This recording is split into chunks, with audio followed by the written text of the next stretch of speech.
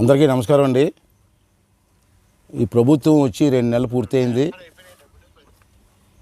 అంచేత మేము అంతా కూర్చొని మాట్లాడుకొని ఊర్లో నాయకులు అందరూ మాట్లాడుకొని మున్సిపాలిటీకి గత 5 సంవత్సరాలు కూడా చాలా అన్యాయం చేశారు గత ప్రభుత్వంలో. మరి డబ్బులు వచ్చాయంటారా, డబ్బులు ఎక్కడికి వచ్చి పెట్టారు? రోడ్లు లేవు, కాలువలు లేవు, అసలు క్లీనింగే లేదు. ట్రాక్టర్లు మిషనరీ కూడా బాగు చేయడానికి డబ్బులు లేవంటున్నారు. మరి వచ్చిన డబ్బు అంతా ఏమైపోయింది ఎవరికి అర్థం అట్లే. అంటే మేము కూర్చోబెట్టి మా మున్సిపాలిటీ నాయకులు మేము అలాగే మున్సిపల్ కమిషనర్ గారు వాళ్ళతో మాట్లాడి ఒక యాక్షన్ ప్లాన్ తయారు చేసాం. ఫస్ట్ ఏంటంటే రోడ్లు డ్రైనేజ్ మీద దృష్టి పెట్టాం. దానికి రోడ్లకి అన్ని వార్డుల్లో ముఖ్యమైన కొన్ని రోడ్లు సెలెక్ట్ చేసి 4 కోట్ల రూపాయలు శాంక్షన్ ఇవ్వడం జరిగింది. ఇంకా మిగిలింది ఏంటంటే డ్రైనేజ్ సిస్టమ్. దానికి డ్రైనేజ్ సిస్టమ్ స్టార్ట్ చేద్దాం అనుకున్నాం కానీ యాక్షన్ ప్లాన్ లేదన్నారు. అంచేత విశాఖపట్నంలో డ్రైనేజ్ సిస్టమ్ మీద అవగాహన ఉన్న వాళ్ళు కమిటీ వేసాం. వాళ్ళు వచ్చి నీరంతా ఎక్కడి నుంచి పైనుంచి గబ్బాడ వెళ్ళి లైన్ నుంచి వచ్చి నీరంతా కలిసి కాలువల ద్వారా అది ఎక్కడికి డిస్పోజల్ చేయాలి, ఏ కాలువ ద్వారా వెళ్ళాలా అన్నది. పూర్వ కాలువలు ఉన్నాయి కానీ మట్టి పట్టిపోయి ఉన్నాయి శుభ్రంగా. అవన్నీ క్లీన్ చేసిన తర్వాత డ్రైనేజ్ మీదకి వెళ్ళాలనుకున్నాం. అది కాకుండా నర్సీపట్నంలో 12 శ్మశానాలు ఉన్నాయి, అంతే కదండి. మొత్తం 12 శ్మశానాలు ఉన్నాయి. ఇది పెద్ద శ్మశానం.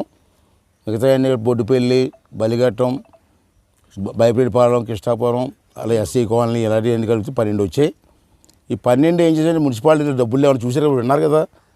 బాగు చేయడానికే డబ్బులు లేవన్నారు, రిపేర్ చేయడానికి. అంచేది వీళ్ళ మీద ఆధారపడకుండా నా ఫ్రెండ్స్ కొంతమంది ఉన్నారు,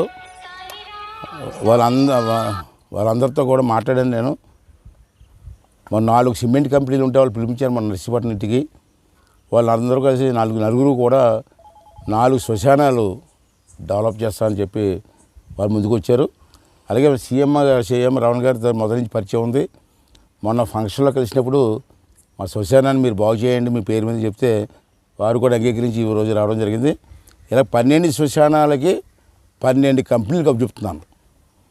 ఇది గవర్నమెంట్ డబ్బు కాదు, ఫ్యాక్టరీల తాలూకు సిఎస్ఆర్ గ్రాంట్. ఫ్యాక్టరీలో సిఎస్ఆర్ గ్రాంట్ ఉంటుంది, వాళ్ళు డెవలప్మెంట్ ఖర్చు పెడుతుంటారు. అదే మా నర్సీపట్నంలో ఖర్చు పెట్టుకుంటే అందరూ ఒప్పుకున్నారు.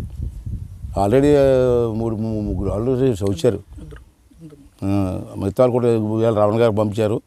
అలాగే నర్సీపట్నం శ్మశానాలన్నీ కూడా పూర్తి స్థాయిలో అంటే సాయంత్రం పూట ప్రజలకు కూడా వచ్చి కూర్చొని పార్కులో కూర్చొని వెళ్ళే విధంగా సీఎంఆర్ రావణ్ గారు విశాఖపట్నం డెవలప్ చేశారు. ఆ విధంగా డెవలప్ చేయమన్నాను, వాళ్ళు ఒప్పుకోవడం జరిగింది. అయితే దీంట్లో ప్రజలు కూడా ఆలోచించవలసింది ఏంటంటే ప్రతి వాడికి శ్మశానం అవసరమే, కానీ ఎవరు పట్టించుకోరు. ప్రతి వాడు పుట్టినరోజులు అంటాడో పెళ్లి రోజు అంటాడో లక్షలు ఖర్చు పెడుతున్నారు. శ్మశానానికి కొంత డబ్బిస్తే కరెంట్ బిల్లు ఏదో పెట్టి కట్టచ్చు కదండి, ఎవరు పట్టించుకోడు. కానీ అందరికీ శ్మశానం అవసరం వచ్చిన తర్వాత. అది ప్రజలు కూడా ఆలోచించుకొని మెయింటెనెన్స్ అని మనం చేయాలి కదా. శ్మశానం డెవలప్ చేయడానికి దాతలు వస్తున్నారు, మెయింటెనెన్స్ మనం చేయాలి కదా. మున్సిపాలిటీ ఎవరు పట్టించుకోదు, మెయింటెనెన్స్ ఎవరు చేస్తాడు? చూడండి ఎంత చండాలంగా ఉంది ఇది. సెవెన్తో కనీసం 200-300 మంది వస్తారు, ఎక్కడ కూర్చుంటారు? ఎక్కడ కూర్చోడానికి అవకాశాలు ఉన్నాయి? ఇవన్నీ కూడా ప్రజలు కూడా ఆలోచించవలసిన అవసరం ఉంది. అయితే 12 శ్మశానాలు కూడా ఒక 1-2 నెలలు పూర్తయిపోతాయి. అలాగే రోడ్స్ కూడా 4 కోట్లు ఇచ్చాను, అది కూడా రోడ్లు కూడా అయిపోతాయి. డ్రైనేజ్ సిస్టమ్ మాత్రం మాస్టర్ ప్లాన్ తయారు చేస్తాను. ముందు పోలీస్ స్టేషన్ దగ్గర కాలంలో నీరు పడితే ఎక్కడ ఆగకుండా మనకు ఉత్తరవాణి తుని రోడ్లో వచ్చి ఆ సిస్టమ్ డెవలప్ చేస్తున్నాం. ఆ ప్లాన్ అయిన తర్వాత అది కూడా స్టార్ట్ చేస్తాం.